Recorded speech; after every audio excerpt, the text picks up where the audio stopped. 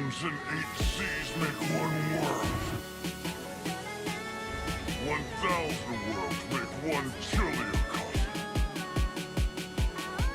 One chiliocosm to the power of 3, and there's nothing I can't cut. What is Gucci YouTube? It's your boy Black with you, got 3 long face, skinny body, and we are back still black with some more fire Boruto anime manga content. And again today we got another news related video.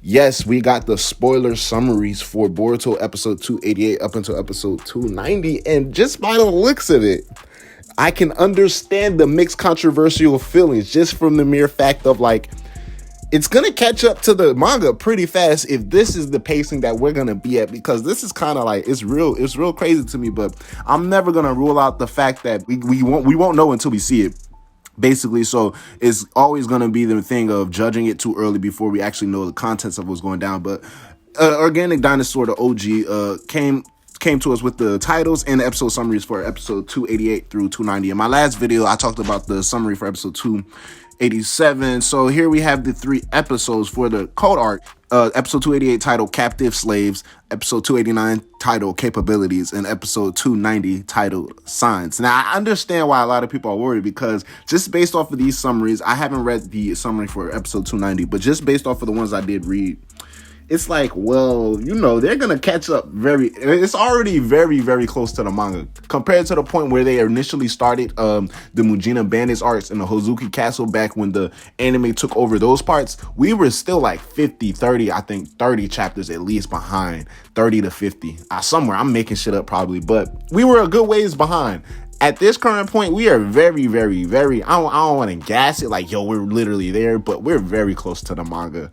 We're very close. It's only, essentially, if you want to split it up, we only have the code arc, and then the next arc is literally where we are in the manga. So as much as you want to take it with a grain of salt how you will, but Boruto episode 288, Captive Slaves. In order to get stronger and to be able to compete against Code, Boruto decides to invite Kawaki along to work hard in a training session together with Uchiha Sarada and Mitsuki. However, Kawaki gets impatient and wants to get stronger as soon as possible, so Kawaki gets into a fight with Boruto and the others over training plans. Meanwhile, Code is at a facility that is home to Boruto's religious organization, which we talked about last video. There, Code awakens Ada, someone who was built by a model who was a top executive in Kara, referring to a model, and also the former head of research development. We know that.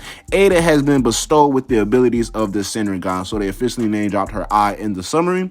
And however, Ada possesses yet another ability that places everyone else at her mercy, and I believe we're going to be able to get that revelation this episode, so I'm not even going to spend too much time talking about it, because those of y'all who know, and those of y'all who don't, you will see. But it's something that points out to me, they spell her name Ada. In the manga, is Eida. So either way, Ada is Ada. But this episode here, Boruto episode 288, looks like it's going to be adapting the contents from Boruto chapter 58, I believe, where we see the training session. And, some of the things that went down in that chapter we already seen in the anime. So I've been stressing this for some time now, because Boruto took the pills in that chapter. In that same chapter, they had this training session that they talk about with Kawaki being impatient with the way of the shinobi. All of that happens in the same chapter. However, we already got the whole Amado giving Boruto the pills, Naruto coming to terms with Boruto taking. We already had that in anime, yet we didn't get this training session. So we're going to be getting that Boruto episode 288, and apparently the Ada debut. So Code will be making his way through the land of snow, and we're going to see those whole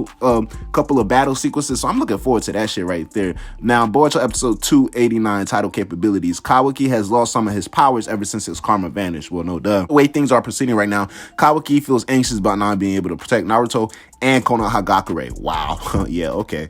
Anyways, our model seems to be able to see straight through Kawaki's mind and true nature of his heart. With Kawaki in that state of mind, Amado says something that provokes him, and we all understand what Amado says to Kawaki during that time. So Amado's assistant, Sumire, Big Sumire, happened to be present together with them at the time, and Sumire becomes a bit stricken with uneasiness, thinking that Amado might be scheming. So Amado has been sus since the day sus was created. Meanwhile, Code has decided to join forces with Ada in order to carry out his revenge, and Ada then introduces a certain person to Code, another ally for them. And then we see they didn't have a name drop Damon in the summary, but We see Damon in the opening. We see the pictures of Damon throughout the scene. So we already understand what he will look like in the anime.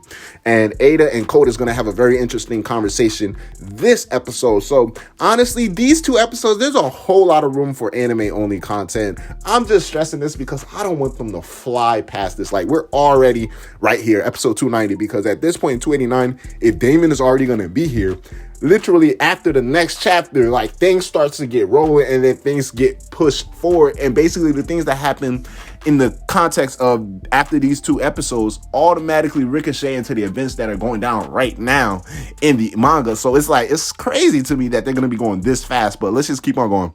Since Boruto and Kawaki's lives are in danger, having been threatened by Code, they have both been assigned guards and put under surveillance. Day after day, the guards continue to observe Boruto and Kawaki. Boruto eventually becomes fed up with the situation, and Kawaki hears something from Shikadai and Inojin.